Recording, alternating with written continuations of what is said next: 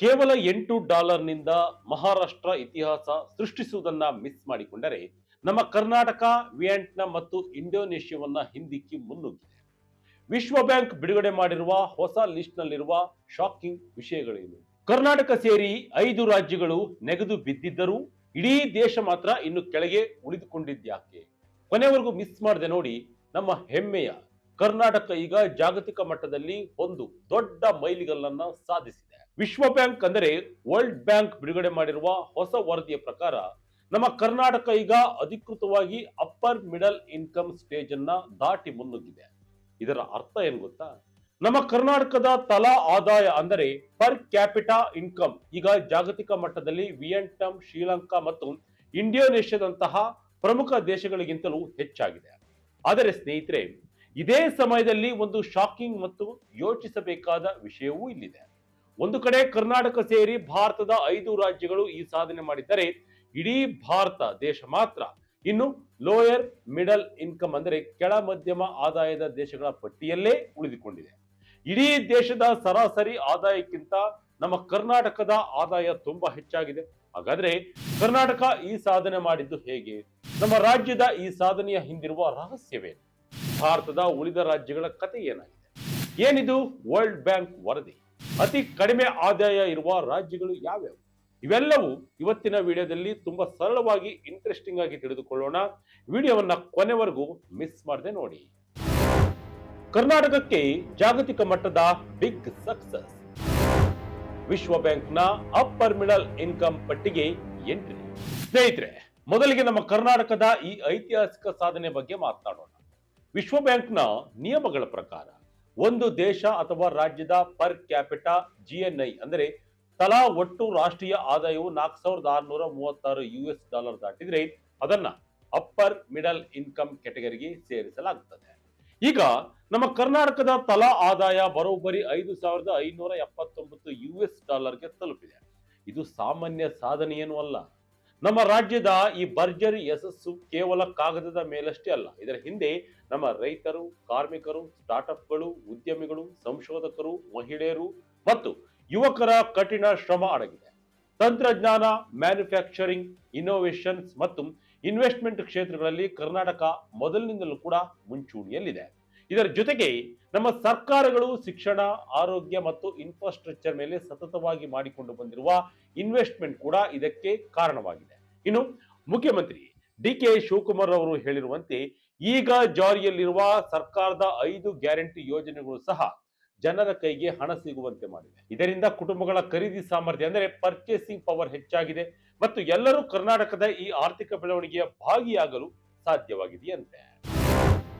ದೇಶದ ಟಾಪ್ 5 ರಾಜ್ಯಗಳು ಯಾವ್ಯಾವು? ಇಂಡೋನೇಷ್ಯಾ, ವಿಯೆಟ್ನಾಂಗಿಂತಲೂ ಕರ್ನಾಟಕ ಮುಂದೆ. ಇನ್ನು ನೀವು ಕೇಳಬಹುದು, ಭಾರತದಲ್ಲಿ ಕರ್ನಾಟಕ ಜೊತೆ ಇನ್ನು ಯಾವೆಲ್ಲ ರಾಜ್ಯಗಳು ಈ ಸಾಧನೆ ಮಾಡಿವೆ ಎಂದು.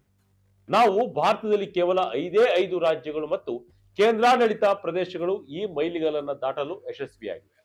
ಅವುಗಳ ರ್ಯಾಂಕಿಂಗ್ ಮತ್ತು ಪರ್ ಕ್ಯಾಪಿಟಾ ಆದಾಯ ಹೇಗಿದೆ? ಮೊದಲ ಸ್ಥಾನದಲ್ಲಿ ದೇಶದ ರಾಜಧಾನಿ ಡೆಲ್ಲಿ ಇದೆ. ಡೆಲ್ಲಿಯ ಪರ್ ಕ್ಯಾಪಿಟಾ ಆದಾಯ ಬರೋಬ್ಬರಿ $6,217. ಈ ಆದಾಯ ಮಟ್ಟವು ದಕ್ಷಿಣ ಆಫ್ರಿಕಾ, ಫಿಜಿ ಮತ್ತು ಮಂಗೋಲಿಯಂತಹ ದೇಶಗಳಿಗೆ ಸಮನಾಗಿದೆ. ಇನ್ನು 2ನೇ ಸ್ಥಾನದಲ್ಲೇ ನಮ್ಮ ಕರ್ನಾಟಕವಿದೆ. ಕರ್ನಾಟಕದ ಆದಾಯ $5,579 ಇದೆ. ಇದು ಇಂಡೋನೇಷ್ಯಾ ಮತ್ತು ವಿಯೆಟ್ನಾಂಗಿಂತಲೂ ಹೆಚ್ಚಾಗಿದೆ. 3ನೇ ಸ್ಥಾನದಲ್ಲಿ ತೆಲಂಗಾಣ ಇದ್ದು ಇದರ ಆದಾಯ $5,407 ಆಗಿದೆ. 4ನೇ ಸ್ಥಾನದಲ್ಲಿ ತಮಿಳುನಾಡು ಇದ್ದು $5,329 ಆದಾಯ ಹೊಂದಿದೆ. 5ನೇ ಸ್ಥಾನದಲ್ಲಿ ಗುಜರಾತ್ ಇದ್ದು $4,734 ನೊಂದಿಗೆ ವಿಶ್ವ ಬ್ಯಾಂಕ್ ಮಾರ್ಕ್ ಅನ್ನ ದಾಟಿದೆ. ಆದರೆ ಇಡೀ ಭಾರತದ ಸರಾಸರಿ ಆದಾಯ ನೋಡಿದ್ರೆ ಅದು ಕೇವಲ $2,760 ಮಾತ್ರ. ಅಂದರೆ ವಿಶ್ವ ಬ್ಯಾಂಕ್ನ ಅಪ್ಪರ್ ಮಿಡಲ್ ಇನ್ಕಮ್ ಮಿತಿ ಇರುವ $4,636ಗಿಂತ ಭಾರತದ ಸರಾಸರಿ ಆದಾಯ ತುಂಬಾ ಕೆಳಗಿದೆ. ಇದೇ ಕಾರಣಕ್ಕೆ ಭಾರತ ದೇಶ ಇನ್ನು ಲೋಯರ್ ಮಿಡಲ್ ಇನ್ಕಮ್ ಕ್ಯಾಟಗರಿಯಲ್ಲೇ ಕಂಟಿನ್ಯೂ ಆಗಿದೆ.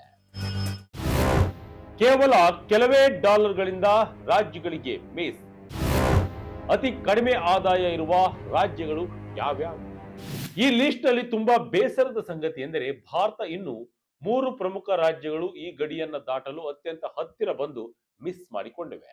ಅವುಗಳಲ್ಲಿ ಮೊದಲನೇದು ಮಹಾರಾಷ್ಟ್ರ.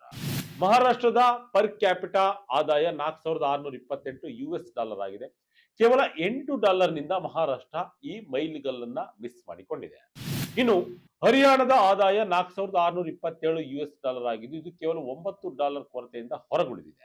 ಕೇರಳದ ರಾಜ್ಯದ ಆದಾಯ $4,610 ಆಗಿದ್ದು ಕೇವಲ $26 ಈ ಪಟ್ಟಿಗೆ ಸೇರಲು ವಿಫಲವಾಗಿದೆ. ಒಂದು ವೇಳೆ ಈ 3 ರಾಜ್ಯಗಳು ಸ್ವಲ್ಪ ಪ್ರಯತ್ನ ಪಟ್ಟಿದ್ದರೆ ಭಾರತದ 8 ರಾಜ್ಯಗಳು ಈ ಜಾಗತಿಕ ಲಿಸ್ಟ್ ನಲ್ಲಿ ಇರುತ್ತಿದ್ದವು. ಇನ್ನೊಂದು ಕಡೆ ದೇಶದ ಅತ್ಯಂತ ಕೆಳಮಟ್ಟದ ಆದಾಯ ಹೊಂದಿರುವ ರಾಜ್ಯಗಳನ್ನು ನೋಡಿದರೆ ನಮಗೆ ಭಾರತದಲ್ಲಿನ ಆರ್ಥಿಕ ಅಸಮಾನತೆ ಎಷ್ಟು ಆಳವಾಗಿದೆ ಎಂಬುದು ಅರ್ಥವಾಗುತ್ತೆ. ನಮ್ಮ ದೇಶದಲ್ಲಿ ಅತಿ ಕಡಿಮೆ ಪರ್ ಕ್ಯಾಪಿಟಾ ಆದಾಯ ಹೊಂದಿರುವ ರಾಜ್ಯ ಬಿಹಾರ. ಬಿಹಾರ್ನ ಪರ್ ಕ್ಯಾಪಿಟಾ ಆದಾಯ ಕೇವಲ $984. ಆ ನಂತರದ ಸ್ಥಾನದಲ್ಲಿ ಉತ್ತರ ಪ್ರದೇಶದ $1,403 ಮತ್ತು ಜಾರ್ಖಂಡ್ $1,470 ಆದಾಯದೊಂದಿಗೆ ಕೊನೆಯ ಸಾಲಿನಲ್ಲಿವೆ. ಬಿಹಾರ ಮತ್ತು ಕರ್ನಾಟಕದ ನಡುವಿನ ವ್ಯತ್ಯಾಸವನ್ನ ನೀವೇ ಊಹಿಸಿ ನೋಡಿ ಸ್ನೇಹಿತರೆ. ಇದು ಜಾಗತಿಕ ಮಟ್ಟದ ಆ ಸಮಾನತೆಯನ್ನ ತೋರ್ಪಡಿಸುತ್ತದೆ. ನೀವು ಇಮ್ಯಾಜಿನ್ ಮಾಡ್ಕೊಳ್ಳೋದೇನು ಬೇಡ. ಎರಡೂ ರಾಜ್ಯಗಳ ನಡುವೆ ಆಲ್ಮೋಸ್ಟ್ $4,500 ಡಿಫರೆನ್ಸ್ ಇದೆ. ಹೆಚ್ಚಾಗುತ್ತಿದೆ ರಾಜ್ಯಗಳ ನಡುವಿನ ಅಂತರ. 3 ದಶಕಗಳಲ್ಲಿ ಬದಲಾದ ರಾಜ್ಯಗಳ ಭವಿಷ್ಯ. ಸ್ನೇಹಿತರೆ, ನಮ್ಮ ದೇಶ ಆರ್ಥಿಕವಾಗಿ ಪ್ರಗತಿ ಸಾಧಿಸುತ್ತಿದ್ದರೂ ಸಹ ರಾಜ್ಯಗಳ ನಡುವಿನ ಶ್ರೀಮಂತಿಕೆ ಮತ್ತು ಬಡತನದ ಕಂದಕ ದಿನದಿಂದ ದಿನಕ್ಕೆ ದೊಡ್ಡದಾಗುತ್ತಲೇ ಹೋಗ್ತಾ ಇದೆ. ಇದಕ್ಕೆ ಸಾಕ್ಷಿ ನಮ್ಮ ಎಕನಾಮಿಕ್ಸ್ ನಲ್ಲಿ ಬಳಸುವ ಗಿನಿ ಕೋಎಫಿಷಿಯಂಟ್ ಅಸಮಾನತೆಯ ಅಳತೆಯ ಗೋಲು. 1994-95ರಲ್ಲಿ ಈ ಅಸಮಾನತೆಯ ಸೂಚ್ಯಂಕ 0.230 ಅಷ್ಟಲ್ಲಿತ್ತು. ಆದರೆ 2025 ಮತ್ತು 26ರ ವೇಳೆಗೆ ಇದು 0.261ಕ್ಕೆ ಏರಿಕೆ ಆಗಿದೆ. ಅಂದರೆ ರಾಜ್ಯಗಳ ನಡುವಿನ ಅಸಮಾನತೆ ಮತ್ತಷ್ಟು ಹೆಚ್ಚಾಗಿದೆ. ಶ್ರೀಮಂತ ರಾಜ್ಯಗಳು ಮತ್ತು ಬಡ ರಾಜ್ಯಗಳ ನಡುವಿನ ಆದಾಯದ ಅಂತರ 2.38 ಪಟ್ಟಿಯಿಂದ ಬರೋಬ್ಬರಿ 3.73 ಪಟ್ಟಿಗೆ ಏರಿಕೆಯಾಗಿದೆ. ಕಳೆದ 3 ದಶಕಗಳಲ್ಲಿ ಭಾರತದ ಕೆಲವು ರಾಜ್ಯಗಳ ರ್ಯಾಂಕಿಂಗ್ ನಲ್ಲಿ ಭಾರಿ ಪಲ್ಲಾಟಗಳಾಗಿವೆ. ಉದಾಹರಣೆಗೆ 30 ವರ್ಷಗಳ ಹಿಂದೆ ಒಡಿಶಾ ಮತ್ತು ಉತ್ತರ ಪ್ರದೇಶ ರಾಜ್ಯಗಳು ಒಂದೇ ರೀತಿಯ ಆದಾಯ ಮಟ್ಟವನ್ನ ಹೊಂದಿದ್ದವು. ಆದರೆ ಇವತ್ತು ಒಡಿಶಾ ರಾಜ್ಯವು ಉತ್ತರ ಪ್ರದೇಶಕ್ಕಿಂತ ಬರೋಬ್ಬರಿ 75% ಹೆಚ್ಚು ಪರ್ ಕ್ಯಾಪಿಟಾ ಆದಾಯವನ್ನ ಗಳಿಸ್ತಾ ಇದೆ. ಅದೇ ರೀತಿ ಅಸ್ಸಾಂ ಮತ್ತು ಜಾರ್ಖಂಡ್ ಒಂದೇ ಮಟ್ಟದಲ್ಲಿದ್ದವು. ಆದರೆ ಇವತ್ತು ಅಸ್ಸಾಂ ರಾಜ್ಯದ ಆದಾಯ ಜಾರ್ಖಂಡ್ಗಿಂತ 48% ಹೆಚ್ಚಾಗಿದೆ. ಇನ್ನು ಎಲ್ಲರಿಗಿಂತ ದೊಡ್ಡ ಶಾಕ್ ಎಂದರೆ ಪಂಜಾಬ್. ಹೌದು, 1994-95ರಲ್ಲಿ ಭಾರತದಲ್ಲಿ ಅತ್ಯಂತ ಹೆಚ್ಚು ಆದಾಯ ಗಳಿಸ್ತಾ ಇದ್ದ ದೊಡ್ಡ ರಾಜ್ಯವಾಗಿದ್ದ ಪಂಜಾಬ್ ಇವತ್ತು ರಾಜಸ್ಥಾನದ ಮಟ್ಟಕ್ಕೆ ಕುಸಿದಿದೆ ಮತ್ತು ಇತರ 7 ರಾಜ್ಯಗಳಿಗಿಂತಲೂ ಹಿಂದೆ ಬಿದ್ದಿದೆ. ಅಂದರೆ ಸರಿಯಾದ ಆರ್ಥಿಕ ಯೋಜನೆಗಳು ಮತ್ತು ಇನ್ನೋವೇಷನ್ ಇಲ್ಲದಿದ್ದರೆ ಎಂತಹ ಶ್ರೀಮಂತ ರಾಜ್ಯವಾದರೂ ಹಿಂದೆ ಬೀಳುತ್ತದೆ ಎಂಬುದಕ್ಕೆ ಪಂಜಾಬ್ ಒಂದು ದೊಡ್ಡ ಉದಾಹರಣೆಯಾಗಿದೆ. ವಿಶ್ವ ಬ್ಯಾಂಕ್ ಈ ಲೆಕ್ಕಾಚಾರ ಮಾಡುವುದು ಹೇಗೆ? ಜಾಗತಿಕ ಮಟ್ಟಗಳಲ್ಲಿ ಬದಲಾದ ಇತರ ದೇಶಗಳ ರ್ಯಾಂಕಿಂಗ್. ಸ್ನೇಹಿತರೆ, ಈಗ ನಿಮಗೆ ಒಂದು ಡೌಟ್ ಬರಬಹುದು, ವಿಶ್ವ ಬ್ಯಾಂಕ್ ಇದೆಲ್ಲವನ್ನ ಹೇಗೆ ಲೆಕ್ಕಾಚಾರ ಹಾಕುತ್ತದೆ ಅಂತ. ವಿಶ್ವ ಬ್ಯಾಂಕ್ ಪ್ರತಿ ವರ್ಷ ಜುಲೈ 1ರಂದು ಇಡೀ ಜಗತ್ತಿನ ದೇಶಗಳ ಆದಾಯ ವರ್ಗೀಕರಣವನ್ನ ಪ್ರಕಟ ಮಾಡುತ್ತೆ. ಇದಕ್ಕೆ ಅವರು ಬಳಸುವ ವಿಶೇಷ ಸೂತ್ರವೇ ಅಟ್ಲಾಸ್ ಮೆಥಡ್. ಇದು ದೇಶದ ಕರೆನ್ಸಿ ದರದ ಏರಿಳಿತಗಳನ್ನ ಸರಿಪಡಿಸಲು ಬಳಸುವ 3 ವರ್ಷಗಳ ಸರಾಸರಿ ವಿನಿಮಯ ದರವಾಗಿದೆ. ವಿಶ್ವ ಬ್ಯಾಂಕ್ನ ಹೊಸ 2026-27ರ ಆದಾಯದ ವರ್ಗೀಕರಣ ನೋಡ್ತಾ ಹೋಗೋದಾದ್ರೆ ಕಡಿಮೆ ಆದಾಯದ ಗುಂಪು, ಇದರಲ್ಲಿ $1,175 ಅಥವಾ ಅದಕ್ಕಿಂತ ಕಡಿಮೆ ಆದಾಯ ಹೊಂದಿರುವ ದೇಶಗಳು ಇರಲಿವೆ. ಇನ್ನು ಎರಡನೇದಾಗಿ ಕೆಳ ಮಧ್ಯಮ ಆದಾಯದಲ್ಲಿ ಗುಂಪು ಬರುತ್ತೆ. ಇದರಲ್ಲಿ $1,176ರಿಂದ $4,635 ಆದಾಯ ಹೊಂದಿರುವ ದೇಶಗಳೂ ಇರಲಿವೆ. ನಮ್ಮ ಭಾರತ ಕೂಡ ಈಗ ಇದೇ ಗ್ರೂಪ್ ನಲ್ಲಿದೆ. ಮೂರನೇದಾಗಿ ಉನ್ನತ ಮಧ್ಯಮ ಆದಾಯದ ಗುಂಪು ಬರುತ್ತೆ. ಇದರಲ್ಲಿ $4,636ರಿಂದ $14,375 ಆದಾಯ ಹೊಂದಿರುವ ದೇಶಗಳು ಕೂಡ ಇವೆ. ನಮ್ಮ ಕರ್ನಾಟಕ ಈ ಮಿತಿಯನ್ನ ದಾಟಿದೆ. ನಾಲ್ಕನೇದಾಗಿ ಹೆಚ್ಚಿನ ಆದಾಯದ ಗುಂಪು ಇದ್ದು ಇದರಲ್ಲಿ $14,375 ಗಿಂತ ಹೆಚ್ಚಿನ ಆದಾಯ ಹೊಂದಿರುವ ದೇಶಗಳು ಇರಲಿವೆ. 3ನೇ ವರ್ಷದಲ್ಲಿ ಶ್ರೀಲಂಕಾದ ಟರ್ನ್ ಓವರ್. ಸ್ನೇಹಿತರೆ, ಈ ವರ್ಷದ ಜಾಗತಿಕ ವರದಿಯಲ್ಲಿ ಮತ್ತೊಂದು ಅಚ್ಚರಿಯ ಸಂಗತಿ ಇದೆ. ನಮ್ಮ ನೆರೆಯ ರಾಷ್ಟ್ರವಾದ ಶ್ರೀಲಂಕಾ ಕಳೆದ 2022ರಲ್ಲಿ ಭೀಕರ ಆರ್ಥಿಕ ಬಿಕ್ಕಟ್ಟಿಗೆ ತುತ್ತಾಗಿತ್ತು. ಆದರೆ ಕೇವಲ ಕೆಲವೇ ವರ್ಷಗಳಲ್ಲಿ ಪ್ರವಾಸೋದ್ಯಮ ಮತ್ತು ಫೈನಾನ್ಷಿಯಲ್ ಸರ್ವಿಸ್ಗಳ ಮೂಲಕ ಅದ್ಭುತವಾಗಿ ಚೇತರಿಸಿಕೊಂಡು ಈ ವರ್ಷ ವಿಯೆಟ್ನಾಂ ಮತ್ತು ಫಿಲಿಪೈನ್ಸ್ ದೇಶಗಳ ಜೊತೆಗೆ ಅಪ್ಪರ್ ಮಿಡಲ್ ಇನ್ಕಮ್ ಕೆಟಗರಿಗೆ ಅಪ್ಗ್ರೇಡ್ ಆಗಿದೆ. ಇದಲ್ಲದೆ ಜೋರ್ಡನ್ ಮತ್ತು ಟೋಗೋ ದೇಶಗಳು ಸಹ ತಮ್ಮ ರಾಷ್ಟ್ರೀಯ ಆದಾಯದ ಹೊಸ ಲೆಕ್ಕಾಚಾರಗಳ ಆಧಾರದ ಮೇಲಿನ ವರ್ಗಕ್ಕೆ ಬಡ್ತಿ ಪಡೆದಿವೆ. ಆದರೆ ಕೊನೆಯದಾಗಿ ಈ ಪರ್ ಕ್ಯಾಪಿಟಾ ಜಿಎನ್ಐ ಅಥವಾ ತಲಾ ಆದಾಯ ಎಂಬುದು ಕೇವಲ ಒಂದು ಸರಾಸರಿ ಲೆಕ್ಕ ಅಷ್ಟೇ. ಇದು ದೇಶದೊಳಗಿನ ನಿಜವಾದ ಬಡತನ, ಆರೋಗ್ಯ, ಶಿಕ್ಷಣ, ಅಸಮಾನತೆ ಮತ್ತು ಪರಿಸರ ಕಾಳಜಿಯನ್ನ ಸಂಪೂರ್ಣವಾಗಿ ತೋರಿಸುವುದಿಲ್ಲ. ಶ್ರೀಮಂತರು ಮತ್ತು ಬಡವರ ನಡುವಿನ ಕಂದಕವನ್ನ ಇದು ಮರೆಮಾಚುತ್ತದೆ. ಹಾಗಾಗಿ ಕರ್ನಾಟಕ ಈ ಪಟ್ಟಿಗೆ ಸೇರಿರುವುದು ನಮಗೆ ಹೆಮ್ಮೆಯ ವಿಷಯವಾದರೂ ಈ ಆರ್ಥಿಕ ಬೆಳವಣಿಗೆಯ ಲಾಭ ರಾಜ್ಯದ ಪ್ರತಿಯೊಂದು ಕುಟುಂಬಕ್ಕೂ ಸಿಗುವಂತಾಗಬೇಕು. ಆಗ ಮಾತ್ರ ಈ ಸಾಧನೆಗೆ ನಿಜವಾದ ಅರ್ಥ ಬರುತ್ತೆ.